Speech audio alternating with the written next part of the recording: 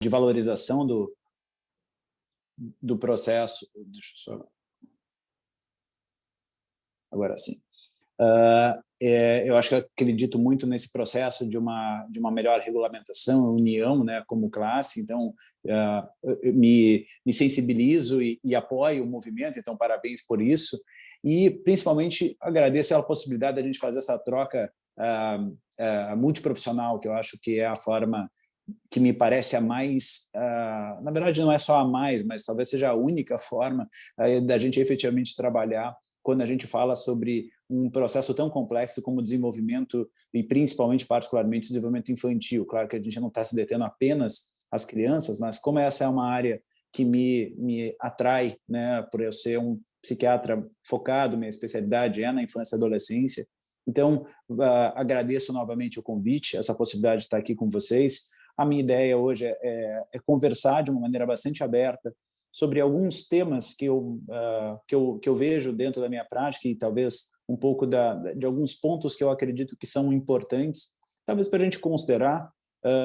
Acho que dentro de uma perspectiva, de um olhar sobre aprendizagem, e eu acho que a gente precisa talvez ter esse cuidado. Quando tu mencionou a respeito de aprendizagem humana, eu queria falar um pouco sobre o quanto a gente precisa poder, talvez, entender sobre a parte... Porque a aprendizagem, vocês sabem, provavelmente muito melhor do que eu. Agora, a parte humana, acho que eu posso tentar trazer alguns aspectos da minha formação como médico e que possam, talvez, contribuir para que a prática do dia a dia de todos possa ser, talvez, ampliada e, talvez, otimizada. Queria me apresentar, acho que muita gente não me conhece, mas eu acho que eu vou só contextualizar. Então, meu nome é Thiago Rocha, eu sou psiquiatra da infância e adolescência, eu sou formado em medicina pela Universidade Federal do Rio Grande do Sul, fiz a minha formação em psiquiatria e depois especialização em psiquiatria da infância e adolescência pelo Hospital de Clínicas de Porto Alegre, e onde eu fiz, vinculado à URGS, o meu mestrado e o meu doutorado na área de psiquiatria e ciência do comportamento. Eu tenho atuado desde a minha formação, vim atuando até recentemente no Hospital de Clínicas de Porto Alegre, onde eu fazia a coordenação de um centro de atenção psicossocial, um CAPS infantil, e onde eu atuei por 6 anos. Eu tenho, então, uma bagagem interessante dos aspectos, tanto do meu consultório, onde eu atuo há já fecharam 10 anos, mas também, na realidade, não só particular, mas também no âmbito do mundo da rede pública, né, que também é um desafio importante quando a gente se depara com várias dificuldades nessa interface do mundo escolar, pedagógico e também de saúde mental. Bom, eu tenho trabalhado, como a Sibeli comentou, num processo desde o início do ano passado. Na verdade, no início da pandemia, eu acabei optando por começar a divulgar alguns conteúdos para informação e orientação de famílias que estavam se deparando com um cenário adverso dentro da sua realidade, né, com as crianças em casa. Eu comecei a trazer alguns aspectos de desenvolvimento infantil, de comportamento esperado e o que era, que estratégias poderiam ser colocadas em prática para tentar minimizar alguns conflitos e dificuldades dentro de um convívio bastante atípico que estava acontecendo a partir da pandemia, com o fechamento das escolas. Então, eu comecei a produzir alguns conteúdos voltados para essa orientação de famílias. E eu tenho, desde então, mantido essa atividade vinculada à rede social, especificamente no Instagram, e agradeço a divulgação, Sibeli, por esse conteúdo. Acho que é um conteúdo bastante, enfim, que eu tenho tido uma preocupação grande para que ele possa se manter sendo relevante e útil para não só famílias, mas tenho me surpreendido positivamente também com uma repercussão positiva também para profissionais. Eu tenho tido um feedback muito positivo nesse aspecto, tanto de profissionais da área da própria medicina, mas também de áreas afins, né, seja da psicologia, psicopedagogia, enfim, educação de uma forma geral. Então, de novo, agradeço sobre dessa possibilidade de, a partir desse movimento de rede social, a gente está aqui podendo trocar experiências, vivências e conhecimentos de uma forma mais ampla. Queria falar um pouco sobre a aprendizagem humana. Eu gostei bastante da tua expressão e eu queria voltar a ela. Quando a gente fala sobre um desenvolvimento, principalmente de uma criança, eu acho que uma das partes que eu considero extremamente desafiadora é poder estar atento a cada momento, aos desafios de cada parte desse desenvolvimento que essa criança está se apresentando. Porque a gente está, naquele momento, por mais que a gente esteja interagindo com uma criança, quando a gente fala sobre aprendizagem, a gente está tendo que ter um olhar sobre o cérebro que está ali. Existe um cérebro em desenvolvimento e que vai ter habilidades que estão sendo desenvolvidas em tempos diferentes. E poder ter isso em mente, eu acho que é fundamental para que a gente saiba tanto como conduzir o processo de aprendizagem, mas também para que a gente possa, de alguma forma, saber lidar melhor com algumas adversidades e até algumas frustrações. Eu acho que o processo de aprendizagem ele é desafiador, e ele é desafiador exatamente porque é uma aprendizagem humana, e é humana dos dois lados. E é aí que eu queria me deter. Ela é humana porque a pessoa que está provendo a aprendizagem também é humana. E eu acho que quando a gente lembra disso, a gente precisa ter uma clareza das nossas limitações, do quanto a gente, como pessoa, como humano, também vai se frustrar. Por quê? Porque é muito comum haver uma expectativa de que os nossos alunos, as crianças, principalmente, consigam usufruir de toda a estratégia que a gente julgou ser a melhor para que eles possam desenvolver o aprendizado. A gente provavelmente vai ter sempre um cuidado muito grande na preparação de um conteúdo, de uma estratégia, de um formato, para garantir que as pessoas que estão ali recebendo os estímulos para geração de aprendizagem possam se beneficiar ao máximo das estratégias e das provocações até que a gente está provendo naquele cenário. Mas vão ter vezes que os cérebros que a gente está entrando em contato não estão nos seus mesmos momentos do desenvolvimento, eles vão ter dificuldades diferentes, por situações diferentes, por vivências diferentes. Poder ter um olhar bastante atento a essas diferenças, eu acho que é a base do que hoje a gente conhece como inclusão escolar, por exemplo. Né? Claro que a inclusão escolar, o processo de educação inclusiva, envolve muito mais do que isso, eu não quero resumir, mas, em última análise, é poder estar atento às diferentes formas com que as pessoas aprendem e as diferentes estratégias que a gente tem que lançar mão. Tudo isso, eu acho que é uma questão já bem conhecida de todos aqui. Agora, quando a gente se depara com essas diferenças, com essas dificuldades, com esses tempos diferentes de aquisição de conhecimento, eu acho que é absolutamente natural que nós, humanos, também nos deparemos com algumas frustrações. Existe um impacto natural no nosso narcisismo, no nosso ego, quando a gente percebe que aquela criança, aquele adolescente, qualquer indivíduo que a gente esteja se relacionando, não está adquirindo, na velocidade que a gente espera, o conhecimento que a gente quer gerar. E isso gera, naturalmente, o que a gente costuma chamar, dentro da área da psicanálise, como ferida narcísica, que é um incômodo, aquele que nos gera no nosso narcisismo, que é generalizado, que todos nós temos, onde a gente daí se sente atacado por aquela pessoa que não está aprendendo com a nossa estratégia. Como assim? Como não? O que está acontecendo? O que tem de errado? E por que eu estou trazendo esse tema? Porque nessas horas que a gente se atrapalha. São várias as vezes onde eu vejo, e aqui eu não estou me referindo especificamente a professores, educadores, enfim, eu estou ampliando isso para todas as esferas.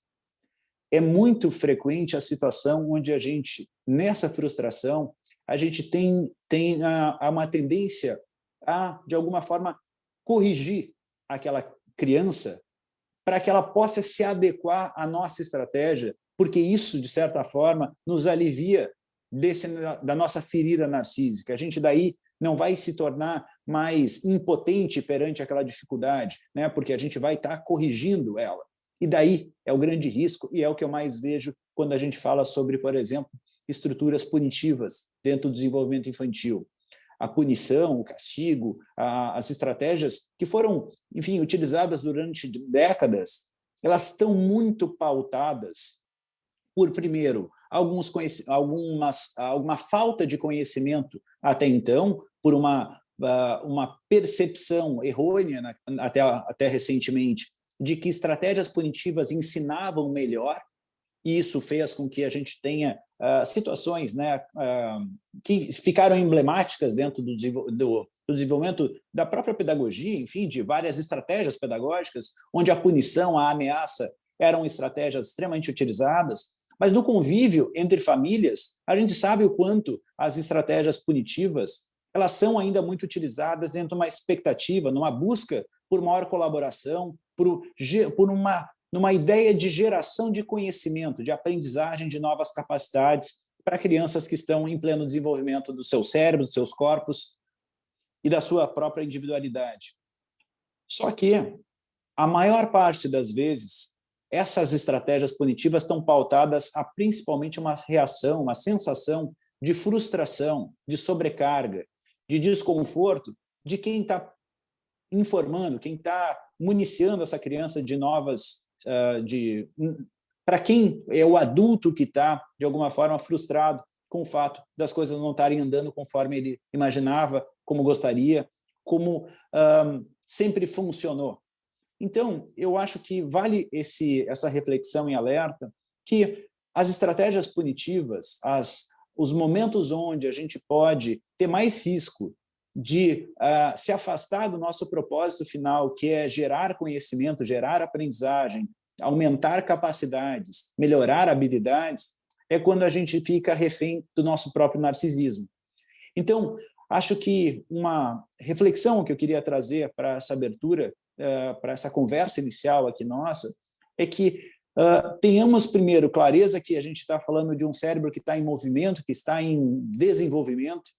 Existem situações às quais a gente tem que poder estar aberto a rever as nossas próprias estratégias para fazer adequações conforme a necessidade de cada situação, de cada caso, e poder estar muito atento aos motivos pelos quais a gente está se incomodando com as situações que se apresentam à nossa frente.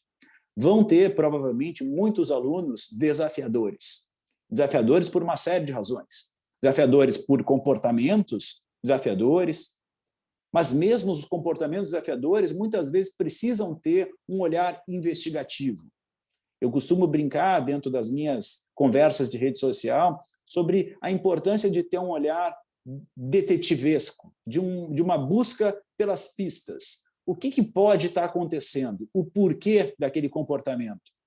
A gente não vai ter resposta para tudo, mas só a postura indagativa de pesquisar as pistas do mistério faz com que a gente tenha uma maior possibilidade de encontrar soluções, ou pelo menos a possibilidade de não correr o risco de agir de uma forma inadequada, impulsiva e, eventualmente, até desrespeitosa ou agressiva.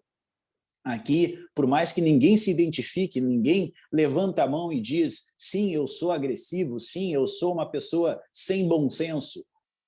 Ninguém aqui provavelmente conhece alguém que cita entre suas características não ter bom senso. Só que provavelmente nem todos nós vamos ter bom senso todos os momentos. E por quê? A gente não opta por não ter mais bom senso, a gente não opta por não ter mais o desejo de ajudar, a gente não opta por deixar ou abdicar do nosso intuito de prover conhecimento e aprendizagem. Mas todos os dias, a todos os momentos, a gente comete equívocos. E esses equívocos, se a gente puder ter um olhar interessado em tentar buscar por que a gente está reagindo de uma forma diferente, por que a gente está tão frustrado, por que a gente está tão incomodado com aquela situação, pode abrir o espaço para a gente poder entender as nossas próprias sensações, sentimentos e, a partir disso, identificar as frustrações, os narcisismos que foram atacados, para daí sim a gente ter uma maior propensão a antecipar o nosso potencial agressivo.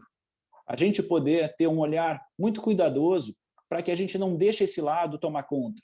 Porque esse lado é natural, ele está aí, está dentro de todos nós. Poder ter um cuidado para que a gente possa se conhecer melhor a cada desafio faz com que não só a gente aprenda mais sobre nós mesmos, mas a gente possa ter muito mais potencial de ensinar cada vez mais pessoas e de formas cada vez melhores. Isso eu queria dividir com vocês nesse primeiro momento e queria abrir o espaço para que a gente possa interagir e conversar um pouco, agora talvez trocando algumas experiências. Se alguém quiser colocar alguma dúvida ali no chat também, a gente pode repassar. Eu acho importante essa sua fala aqui, eu estava anotando, porque a gente trabalha muito também nessa questão de fazer a ponte entre a escola e a clínica, né? O psicopedagogo em si, né? Trabalha fazendo essa ligação entre os profissionais da área médica e a escola, essas orientações, e entre escola e família também, a gente procura sempre fazer as melhores orientações para propiciar, né, um ambiente mais favorável de estímulo de aprendizagem, né, para os alunos, para os filhos, e é muito importante essa sua colocação também, da gente criar estratégias. Eu vejo assim, enquanto profissionais, nós temos que ter muita flexibilidade e saber lidar com a nossa frustração, porque nem sempre aquilo que a gente almeja vai ser fácil, né? Então, eu acho que a principal coisa, o principal fator é o preparo do profissional que vai estar trabalhando, porque o psicopedagogo, principalmente, sempre vai receber crianças que vão ter alguma questão, crianças, adolescentes, né? Alguma dificuldade.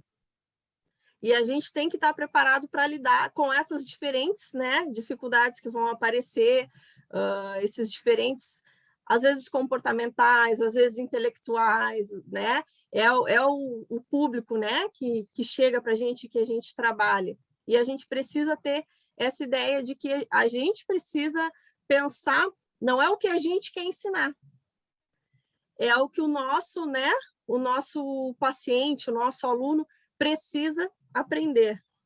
Pelo menos eu vejo dessa forma.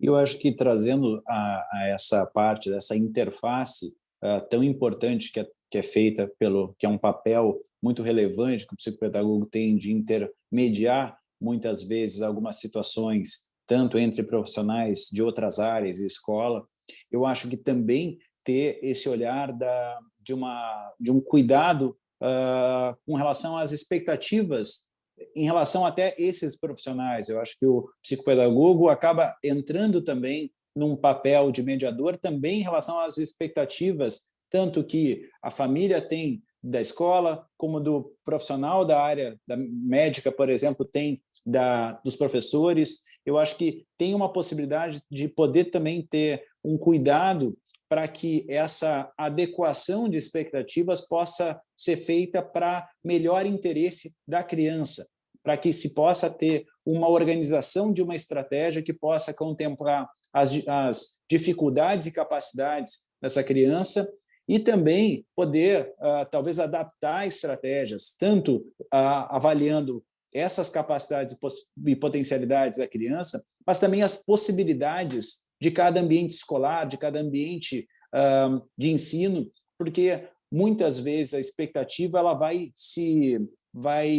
provavelmente se deparar com uma realidade que vai ser mais difícil, seja por um ambiente familiar turbulento, seja por uma situação escolar mais difícil, sejam por professores com estratégias pedagógicas diferentes. Então, poder ter essa flexibilidade, acho que é uma característica que diferencia provavelmente o psicopedagogo até de outras áreas, onde é quase que uma condição para trabalho a flexibilidade, para que se possa ter esse trabalho conjunto. Né?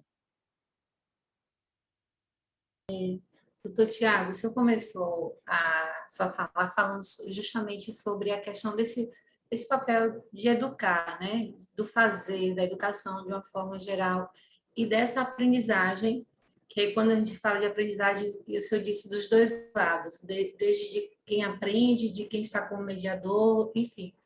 E uma coisa que tem chamado a atenção, que o senhor trouxe bem, eu vejo muito também, que é um trabalho que o senhor faz no sentido de falar mais, né, se discutir mais, sobre esse educar, daquela coisa de ser mais rígida e também considerar esse sujeito que está ali nesse processo, que ele, depende da sua idade, as condições que tem para entender, para compreender, para aprender, a forma de aprender. E aí é uma pergunta. Como o senhor vê isso? Porque eu acho que tem uma geração gritando aí, né?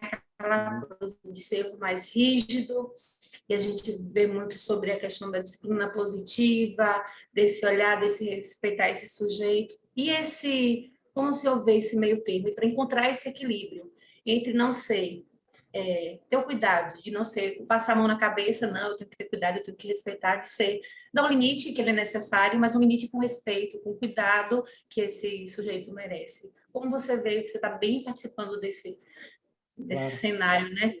Acho que é uma ótima pergunta nela. O que eu acho que existe um processo muito natural e, infelizmente, acaba sendo muito frequente de polarização de discussões e que fazem com que a gente, às vezes, até se afaste da possibilidade de ter usufruir das informações de diferentes vertentes e acaba se tendo, às vezes, ideias um pouco ou isso ou aquilo, então essa polarização.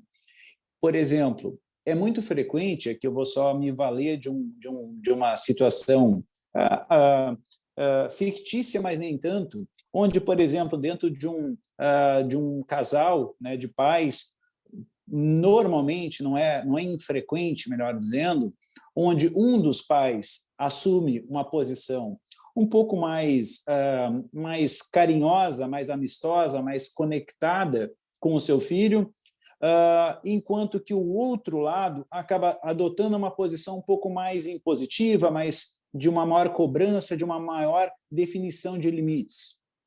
Um lado, ao perceber o outro indo na direção contrária, por exemplo, se o lado mais afetivo percebe o lado mais impositor, mais demandante, sendo mais rígido, mais de alguma forma exigindo mais daquela criança, esse lado sente a necessidade de compensar. Então, daí esse processo fica a criança fica no meio, sendo jogada de um lado para o outro, onde ela tem sempre cada vez mais distância entre os dois polos. Estou fazendo essa analogia só para trazer para esse ponto, onde a gente precisa também olhar para as vertentes teóricas que embasam o processo de aprendizagem. Uma grande confusão que eu vejo a gente teve durante décadas a vertente mais punitiva, né, onde as estratégias de ameaça, de punição física, de castigo, como primeira estratégia de aprendizagem para mudança de comportamento, eram as principais, eram as mais utilizadas. Então, aquela coisa de que nada como um bom tapa, uma cinta, um chinelo para poder resolver, para fazer aprender. Isso foi aplicado também ao âmbito da educação. Então, tudo isso acho que ficou muito marcado em período histórico. O que aconteceu? Como qualquer movimento pendular, as coisas foram para o outro extremo. Então, uma coisa é a gente começar a questionar esse modelo. O outro é daí a gente jogar todo o modelo fora. Só que tinham aspectos daquele modelo que eram relevantes. Nossa, como assim? Não estou defendendo aqui a violência ou a agressividade, de jeito nenhum. Mas existia ali alguma possibilidade de ter limites mais bem determinados, com expectativas mais claras e com uma definição mais organizada de combinados e de regras. Isso teve um movimento pendular que foi para o outro extremo e que está se confundindo com o que hoje está se chamando de educação ou psicologia positiva. A psicologia positiva, na sua essência, na verdade, ela não é uma estratégia de passar a mão na cabeça ou nunca fazer qualquer tipo de crítica às crianças. Bem pelo contrário. A psicologia positiva, a educação positiva, da maneira como ela foi concebida, ela buscava exatamente esse equilíbrio. Só que, como todos os processos, isso acabou sendo um pouco deturpado ao longo do tempo, e hoje se tem uma ideia de que uma educação positiva é aquela que nunca faz a criança se sentir mal. Então, ela sempre está positiva, sempre está alegre, e não é isso. Uma educação positiva, ela se norteia com dois princípios muito essenciais, que é uma conexão afetiva muito forte e uma visão de longo prazo. A gente precisa de limites muito claros, regras bem estabelecidas, para se ter uma visão de longo prazo, porque a vida exige regras e limites. Então, quando a gente está falando, trazendo mais para o âmbito da educação, mais do dia a dia, por exemplo, no âmbito escolar, por exemplo, o que a gente sabe hoje é que estratégias como ameaça e punição, que, de certa forma, ainda são a tônica da maior parte das estratégias pedagógicas, se a gente for olhar, por exemplo, que as crianças normalmente precisam, sempre qualquer movimento contrário de uma criança, ela perde pontos. Né? É mais difícil a gente perceber estratégias que proponham, que estimulem uma maior colaboração da criança, que façam com que ela queira fazer algo a mais. Ela faz o mínimo necessário e ela tem a média. Esse sistema ele tem uma tendência natural de desestimular a criança para buscar algo diferente. Se a gente for olhar o que sabe hoje de neurociência, se sabe que o cérebro responde muito melhor na capacidade de aprender e repetir o que se aprendeu quando se tem um estímulo de recompensa, de reforço, que é o termo mais adequado, do que com punições. A punição, ela normalmente está associada a uma resposta mais imediata, do ponto de vista de interrupção de um comportamento. Então, por exemplo, uma criança que está se comportando mal, está gritando, e a gente vai lá e aplica uma punição, talvez ela vá parar, sim, de fazer aquilo que ela não deve. Mas não necessariamente ela gerou um conhecimento novo, um aprendizado sobre as melhores formas de conduzir aquela mesma situação. Não garante que essa criança não vai repetir isso numa outra oportunidade quando estiver sendo menos supervisionada ou vigiada. Então, o conceito de reforço positivo, de reforço de uma forma geral, de recompensa, de incentivo, são estratégias que são base, que são muito presentes também na teoria comportamental, onde a aprendizagem, que é uma outra teoria chamada aprendizagem social, se baseia muito com o que acontece depois de um certo comportamento. Então, por exemplo, quando uma criança ela recebe algum tipo de reforçador para ela, quando ela cumpre algo que é esperado dela, e aqui eu não estou falando necessariamente ganhar um presente, às vezes é simplesmente o reconhecimento, a atenção por parte de uma pessoa relevante, sejam pais, sejam professores, simplesmente por ela ter sido percebida fazendo algo que está sendo adequado, isso tem um valor gigantesco para a criança, onde ela recebe a atenção como uma recompensa, como um reforço por um comportamento adequado, e não apenas punições quando ela desvia da rota. Então, o que se tem hoje dentro das linhas um pouco mais atualizadas de neurociência e de aprendizagem sugerem que a gente deveria tentar buscar formas para promover colaboração a partir de estímulos e não buscar uma coibição de qualquer tipo de comportamento desviante com o risco de uma ameaça de alguma punição que a qualquer momento pode ser instalada. Claro que um equilíbrio entre essas forças pode ser buscado. Existem situações, sim, que precisam ser coibidas. Existem, sim, comportamentos que vão precisar de algum tipo de ação mais ativa, mas que, talvez, com estratégias mais bem organizadas, esse tipo de comportamento desviante fique cada vez mais raro, não sendo mais necessário ter algum tipo de estratégia voltada especificamente para aquele ato, para aquele comportamento.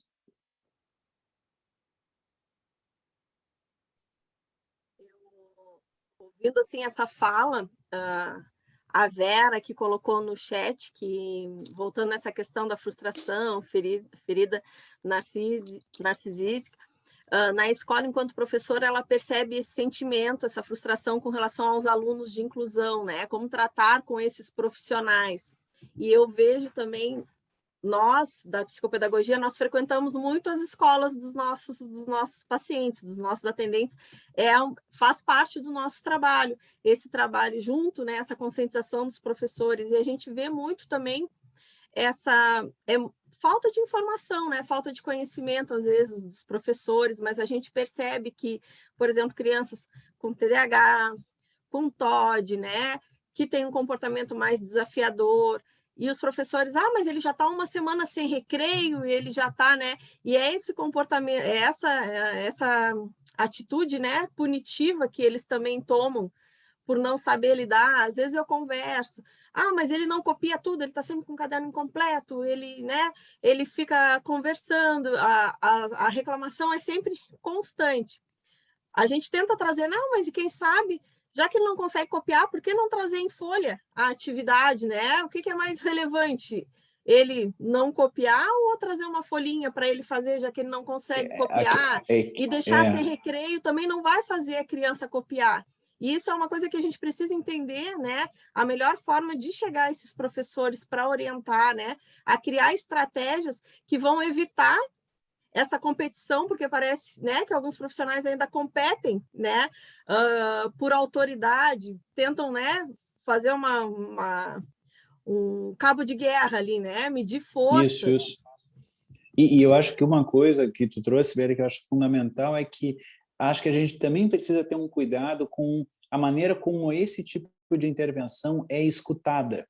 Porque muitas vezes, assim como o exemplo do pai e mãe que tem maneiras diferentes, muitas vezes quem tem estratégias mais punitivas, sempre que escuta algum tipo de sugestão diferente, costuma reagir de uma forma: mas assim tu está cedendo para a criança, assim tu está deixando ela mandar em ti, assim ela vai sentir que ela pode fazer o que ela quiser, e ela precisa entender que não é assim.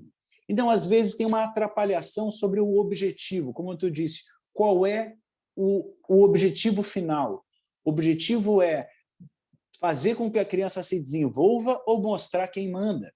Esse é um processo que precisa estar mais claro. Então, algumas vezes, até estrategicamente, pode ser até interessante falar: eu sei que o que eu estou te sugerindo pode parecer que eu estou simplesmente passando a mão na cabeça, mas não é.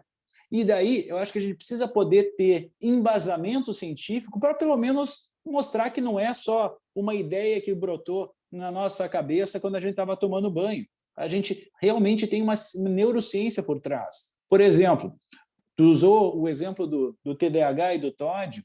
Se sabe, por exemplo, que tanto o TDAH, mas até principalmente o TOD, tem bastante estudos apontando que essas crianças que têm esse diagnóstico, elas têm uma reatividade menor até à punição. Então, eles são menos propensos a reagir, a mudar o seu comportamento por uma punição.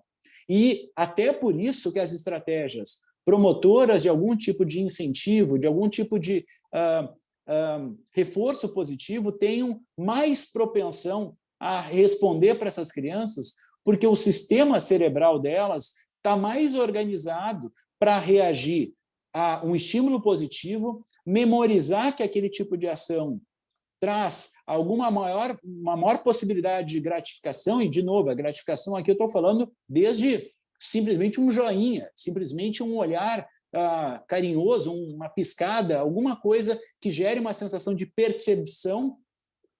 Isso faz com que tenha mais chance da criança repetir aquele ato no futuro do que simplesmente uma estratégia punitiva como colocar ela de castigo durante o recreio, porque, como o exemplo que tu trouxe, ela vai ficar um mês lá, ela vai ficar o ano inteiro lá.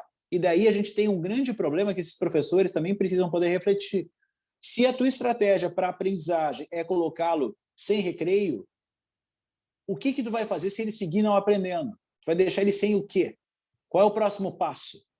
Né? Porque se essa é uma estratégia embasada, ela precisa ter um plano.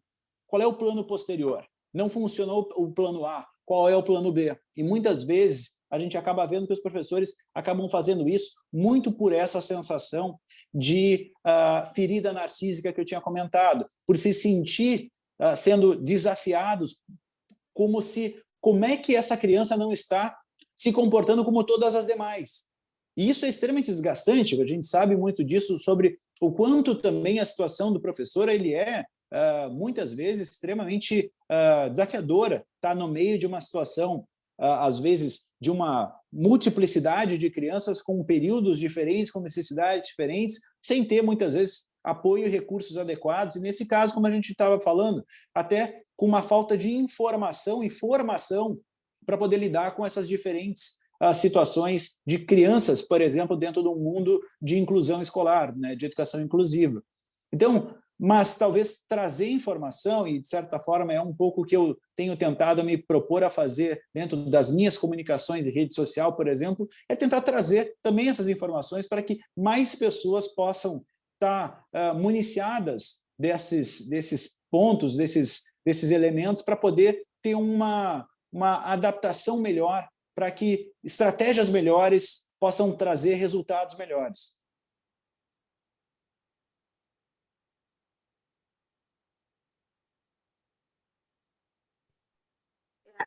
Eu percebo assim que, claro, nós como psicopedagogos, nós temos que ter também estratégias e embasamento para orientar esses professores, porque muitas vezes eles estão precisando, né, de um apoio, porque às vezes eles estão sozinhos, né, na escola, e a gente sabe que não é só o nosso paciente que está lá naquela sala de aula, né? Isso. Tem mais 20 e tantos alunos, cada um com a sua dificuldade, e essa sua fala foi muito importante, né, para a gente também entender qual é como se fosse um mecanismo de defesa também, né, dos professores ou dos pais, né?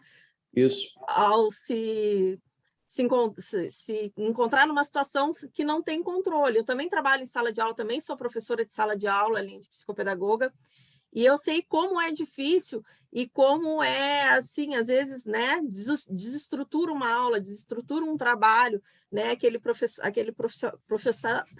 que não tem uma rede de apoio, né? Então, eu acho que o psicopedagogo tem que compreender também para saber orientar e ajudar esses profissionais também. Deixa eu ver se tem alguma pergunta aqui no... estão perguntando como é que é o teu Instagram. É Dr. Thiago com TH, Dr. Thiago.Rocha. Thiago.Rocha. Como podemos fazer com crianças que têm sinais de TDAH na educação infantil? Como trabalhar com essas crianças? Eu acho que uma das coisas uma coisa importante é, ao reconhecer que essa criança tem essa característica, uma questão importante é Thiago com TH, tá? Só para quem colocou o arroba ali, Dr. Thiago com TH. Eu acho que ao perceber que uma criança tem uma propensão maior para ser, vamos dizer, mais agitada, que tenha uma maior energia, eu acho que uma questão é a gente primeiro adequar as expectativas que essa criança não vai ter a propensão de obedecer nos momentos que é para ficar sentada, talvez ela vai precisar de formas alternativas para promover colaboração.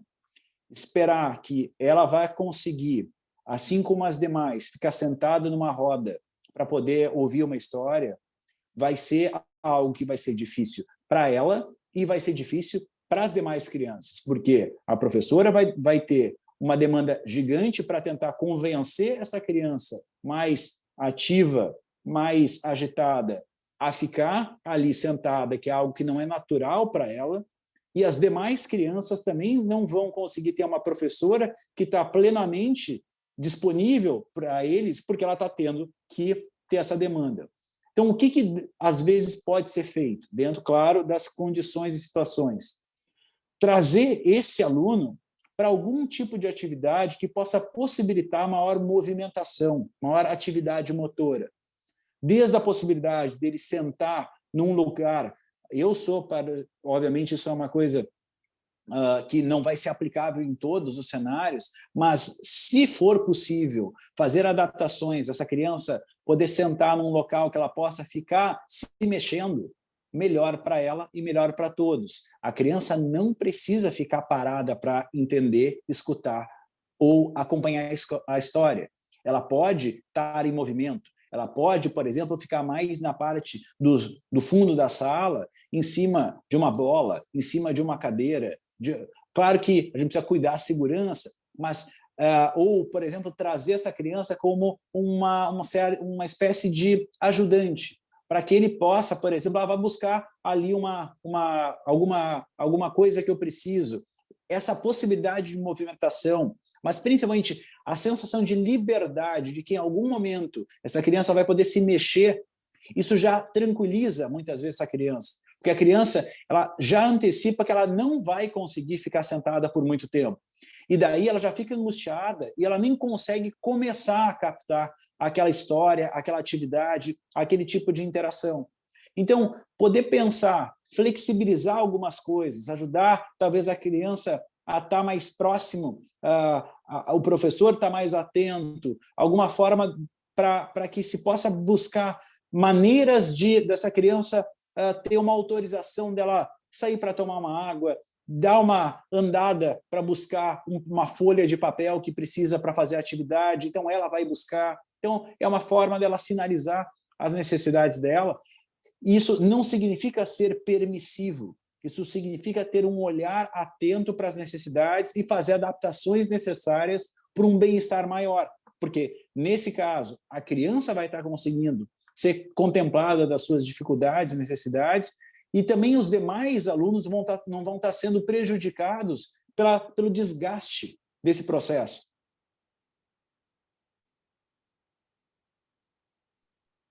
Uma pergunta da Ediane: deixá-la longe nessa liberdade não a afastará do conteúdo? A Ediane perguntou. Tudo isso depende de que conteúdo a gente está falando e talvez tenha que se pensar exatamente. Eu não estou sugerindo que ela vai ficar desconectada do conteúdo, ela vai fazer o conteúdo, ela vai participar, talvez se possa pedir para ela participar, dando poder se manter conectada com o que está sendo trabalhado. O que eu sugiro é talvez abrir alguma possibilidade de flexibilização. Eu não tenho a pretensão aqui de dar a solução para todos os casos, né? Eu tenho só, o meu objetivo é trazer sugestões para que se promova uma reflexão e isso seja aplicado a cada uma das situações. Mesmo as crianças com TDAH não são iguais entre si, vão ter crianças que vão ter características diferentes das outras, e isso vai fazer com que talvez adaptações diferentes vão ser necessárias. Existem crianças que são mais reativas do ponto de vista emocional, outras têm maior dificuldade de reter, de capacidade de manter a sua atenção, outras vão ter o seu principal dificuldade do ponto de vista motor ou, eventualmente, até de impulsividade, de dificuldade de pensar antes de agir. Para cada uma dessas situações, prioridades diferentes, as batalhas são diferentes. Então, não quero aqui sugerir que vão ter soluções que vão ser universais. Vão precisar sempre de reflexões e para que cada caso possa ser avaliado dentro da sua individualidade. Dani, quer perguntar? Quer falar alguma coisa?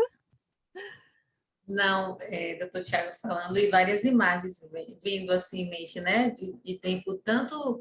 E não é só em sala de aula, não, que acontecem os desafios no sentido de comportamento mesmo, em consultório, no atendimento, é saber lidar. E como essa fala vem. Os desafios são grandes em sala de aula.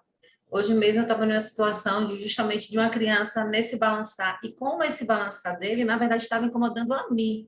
Não era a ele, para ele estava super organizado. E hoje eu consigo visualizar, perceber, entender, esse incômodo é meu, não é dele. Não adianta, lógico que eu vou procurar, eu penso naquela hora ali e contei essas minhas emoções, contei o restante, né? Eu parei num momento assim para ver. Está me incomodando, não está incomodando o colega, até aquele momento, né? Existem situações que incomodam, mas ele não estava mexendo no colega, era ele naquela cadeira. Era um momento assim, e eu fui ficando porque estava incomodando a mim, só para contextualizar. E eu fiz assim, eu poderia simplesmente dizer assim, ó, segura esse corpo, e ele ia ficar no controle do corpo, tentando ali se manter naquele corpo, isso eu estou pensando, falando de uma criança de 6 anos, e nada do que eu falasse ali, talvez ele desse conta. Ou eu fiz assim, não, vamos deixar, e disse, ó, vem cá comigo, me ajude aqui, sente aqui, e sempre que eu podia dar um toque nele, nesse corpo, para estar, e chamar atenção, sem chamar atenção, mas dando esse corpo, sinalizando, ouviu, e aí, falou o quê? Trazendo para a minha história, trazendo para o que eu estava fazendo. E assim, me senti bem pelo isso, lógico, que eu só estou tentando contextualizar, voltando a dizer, não é trazendo receita não, que a gente sabe que não existe. Mas o como é real, o como, assim, na verdade, a gente tentar controlar uma situação, querer que esse outro pense como a gente, com a idade, com o cérebro que já está, com as vivências que a gente tem, e se a gente se coloca contra as outras situações que a gente não está lá se mexendo também, que a gente levanta 1000 vezes para tomar um café, que a gente risca, que a gente pega um papel e fica riscando, que a gente pensa, que a gente mexe no celular, e às vezes exigir dessa criança. Mas dá mais trabalho, de fato, para a gente tentar controlar, ou não, porque como eu falo assim, toda vez que eu falo que eu vou justamente nessa orientação, é que a criança ali não precisa de um planejamento para a criança. Eu não vou fazer vários planos de aula, pensando na escola. E essa orientação eu converso muito que eu tenho com os meus colegas, com os professores, com quem das crianças que eu acompanho. Não é um plano para ele, é um plano que atinja ele, que pense nele, pense que Pedro está nesse grupo. Pense, eu não preciso que você faça um plano para Pedro, eu penso que você faça um plano entendendo que Pedro está nessa sala.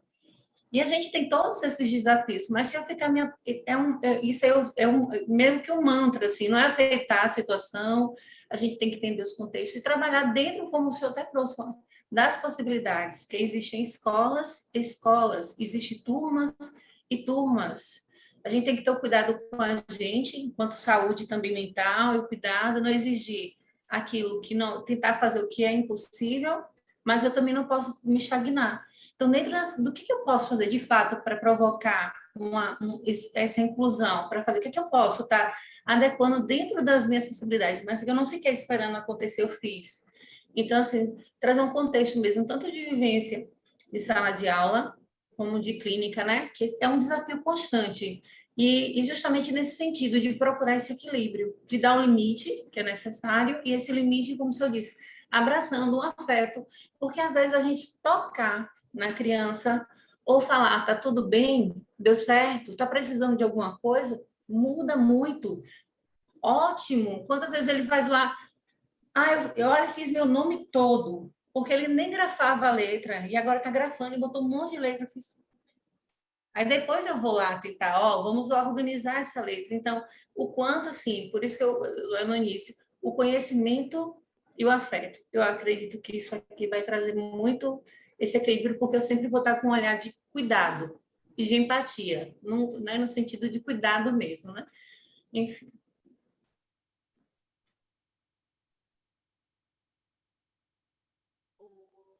José Rodolfo botou que aula maravilhosa, foi perfeita as colocações do Dr. Tiago na abertura da Semana do Psicopedagogo. Isso me deixa mais leve em saber que estou no caminho certo, seguindo as orientações adequadas. Acho que esse é o sentimento de todos, né, que estão aqui, essa troca com profissionais de outras áreas, né, é muito importante para a gente saber, né, conhecer outros pontos de vista, ouvir outras orientações profissionais que vão agregar a nossa prática, seja na nossa prática, porque nós também, em consultório, recebemos, né, esses corpos inquietos, esses corpos desafiadores, e também temos que orientar famílias, orientar escolas também, professores, então foi de muita importância para a gente. Queria agradecer ao Dr. Tiago pela disponibilidade mais uma vez. A gente não vai mais prender, né, o senhor aqui, mas muito obrigada por estar aqui compartilhando esse conhecimento com a gente. Não, mas eu não me sinto preso de maneira nenhuma, bem pelo contrário, me sinto crescendo como profissional a partir dessas trocas. Eu fico, de novo, muito agradecido por esse convite. Acho que sempre esse tipo de trabalho conjunto, de interação, é muito enriquecedor. Eu vim com o objetivo de trazer algumas reflexões, saio com outras que eu nem tinha antecipado e que certamente vão me ajudar muito no meu dia a dia. Então, acho que todos nós aqui temos uma causa nobre de ajudar crianças em desenvolvimento, e eu acho que isso é fundamental, que a gente possa sempre estar com o devido cuidado para não ficar apaixonado pelas próprias ideias e próprias certezas. Eu acho que poder ter um cuidado para isso, eu acho que é fundamental, e eu fico muito feliz sempre quando a gente tem esse tipo de oportunidade de trocas e de crescimento mais amplo. Fico, né, bem aberto para a gente poder, talvez em algum outro momento, conversar mais. Já dividiram aí o meu Instagram, estou à disposição também, e agradeço novamente, desejo uma ótima semana do Psicopedagogo para todos e espero que a gente possa seguir interagindo pelo bem de todas as nossas crianças. Eu sei que o seu Instagram é voltado, né, para pais, mas quem sabe assim, ó, pensar nos profissionais, na equipe multidisciplinar, né, fazer essa ligação entre a equipe multidisciplinar, né, permitir esse diálogo, quem sabe já, né?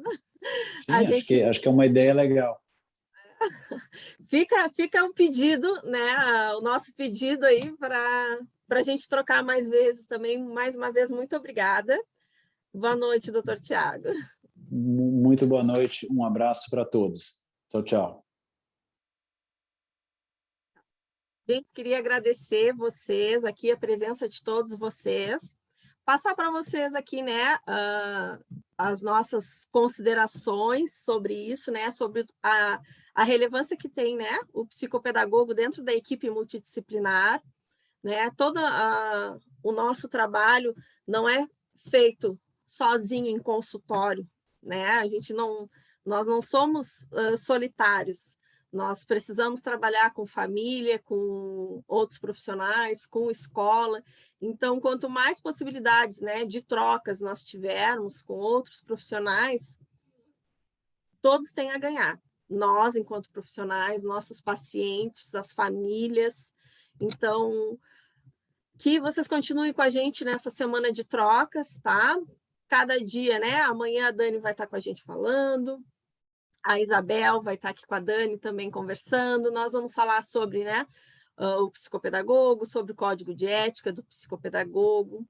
Vamos falar sobre o trabalho do psicopedagogo institucional, sobre o trabalho do psicopedagogo na primeira infância, o trabalho do psicopedagogo com o escolar, com o adolescente, com o idoso, né? Mostrar a grandeza do nosso trabalho, né? A enorme, me falta a palavra, a dimensão, né, do nosso trabalho, onde nós podemos atuar, onde nós podemos, né, trabalhar. Então, às vezes, a gente pensa numa área e aí outra nos chama como se fosse uma vocação, né, um amor, e a gente já vai estudar essa outra área. Então, pensamos em trazer para vocês, né, esses diferentes nichos de atuação como possibilidades de crescimento, de estudo, de atuação, de trabalho. Esperamos por vocês, né? O resto dessa semana. Dani, chama para ti amanhã. Deixa eu lhe falar, ó. Não, né? Amanhã todo mundo aqui para a gente conversar, certo? Vai ser bem legal, gente. Aproveita. Eu mesma estou muito assim para ouvir essas meninas que vão estar falando, porque a gente vai falar. Olha, foi muito legal assim quando veio a Sibeli, vamos fazer dessa forma, assim, maravilha, porque a gente vai ter profissionais que atuam no pré-escolar, no escolar, com adolescente, com adulto, na parte institucional. Então, vai ser muito bacana, assim, sabe? A gente vai ter uma visão de profissionais que estão atuando, então vai ser uma troca massa, assim, acho que todo mundo junto aqui. Amanhã vai ser essa introdução, essa fala bem tranquila, assim, do que é esse psicopedagogo, as nossas interfaces, com introdução, e o código de ética do psicopedagogo. Então, tá, assim, bem legal, sempre um encontro bem descontraído, e o melhor, vão se preparando para na sexta-feira a gente fazer o nosso brinde. Então, assim, se presenteie, se cuide. Dia 12 não é o nosso dia, sempre falo isso para aqui para a gente. Vamos preparar o nosso cantinho, prepare lá café, chá, o vinho, o espumante, o que for, a água, para a gente, assim, depois do momento das falas, que é um momento, assim, bem mais nos aproximar dessa fala das mães, né? Nós teremos mães aqui falando com a gente, para ver esse lado assim, dessa expectativa, enfim, como vem o nosso trabalho, de uma forma bem legal. E no final a gente vai fazer nosso brinde. Momento de nos, né? Bem legal, e a gente se presenteia. Bem mais, mas a gente já começa se cuidando, tá bom? Então a gente espera vocês nesses dias aí. Vamos deixar a casa cheia. Então tá, estou me segurando aqui para não rir dos comentários lá, né? Mas essas meninas são impossíveis. Mas obrigada mais uma vez. Descansem para amanhã vocês estarem aqui pontualmente, tá? Não teremos o Dr. Tiago, mas teremos a Dani e a Isabel aqui conversando com vocês. Boa noite, gente. Até amanhã.